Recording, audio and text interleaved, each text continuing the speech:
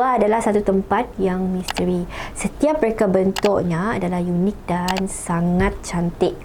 Jadi setiap gua tu ada ciri dan cerita yang sangat berbeza lah. Gua terbentuk dalam jangka masa yang sangat panjang. Proses pembentukan gua tu kompleks juga lah. Ia jadi ini ada kaitan dengan formasi geologi semula jadi yang terjadi beribu-ribu tahun dulu. So, hanya ahli sains dan pakar saja dapat merungkai proses pembentukannya. Gua juga adalah tempat yang best menyeronokkan bagi seorang yang suka meneroka. Di keindahan yang terdapat di dalam gua adalah sangat misteri dan cantik. Zaman dulu, gua dijadikan tempat tinggal oleh manusia. Jadi, of course lah ada tinggalan sejarah dan peradaban yang menakjubkan. Jadi sampai kini tu, bekas tinggalannya masih dapat dilihat di sesetengah gua. Salah satu gua yang famous dekat situ, dekat Sarawak tu adalah Fairy Cave ataupun dalam bahasa Melayunya Gua Pari-Pari. Gua Pari-Pari adalah merupakan sebuah gua kapur yang terletak di kawasan Krokong Bau. Jadi before masuk ke gua, pengunjung yang datang dia perlu dekik few anak tangga lah, sebab pintu masuk untuk ke gua tu tinggi, sangat tinggi.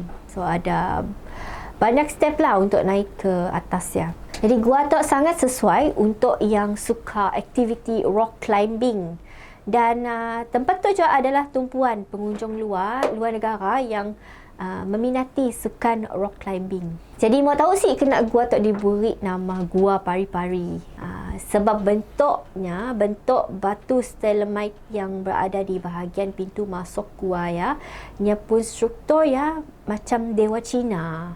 Sekaligusnya menjadikan gua tu adalah tempat menarik di Sarawak. Sebab banyak kalangan pengunjung di gua tu adalah orang-orang Cina yang selalu bersembahyang lah di gua Jadi dengan penemuan colok atau garu dan juga ada patung kecil Buddha yang terdapat di tepi-tepi batu dan juga atas batu untuk setidaknya mula upacara pemujaannya lah. Selain daripada gua tu juga ada kisah misteri di mana dikatakan dulu ada sekumpulan manusia yang tinggal di Sia dan dia selalu mendera nembiak kecil-kecil yang menyebabkan setidaknya disumpah menjadi batu.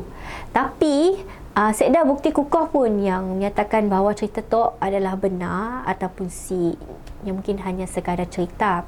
Tapi cerita tu merupakan legenda atau mitos kepada gua tu lah. Jadi dikatakan berdekatan dengan gua tu ada penempatan manusia zaman dulu. Tapi penduduk di kawasan tu adanya sangat kejam dan dia suka nyiksa nembiak kecil. Especially nembiak anak yatim piatu yang dah sek dah orang tuanya ataupun sek dah penjaganya. Maka kononnya pari-pari yang berhuni di gua tu dia tahan dah dengan kezaliman manusia di kawasan Yatik. Lalu disumpahnya manusia Yatik yang diam di gua jadi batu. Sebab banyak antara batu-batu yang terdapat di kawasan gua tu nya kedak manusia. Kononnya sidak tu lah yang manusia yang kejam pada zaman dulu yang dah menjadi batu. Kebenaran kisah tu masih belum ditahu lah.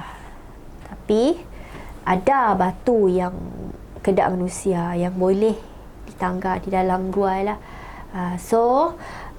Untuk information, gua tu wujud sejak 100,000 sehingga 150,000 tahun dulu.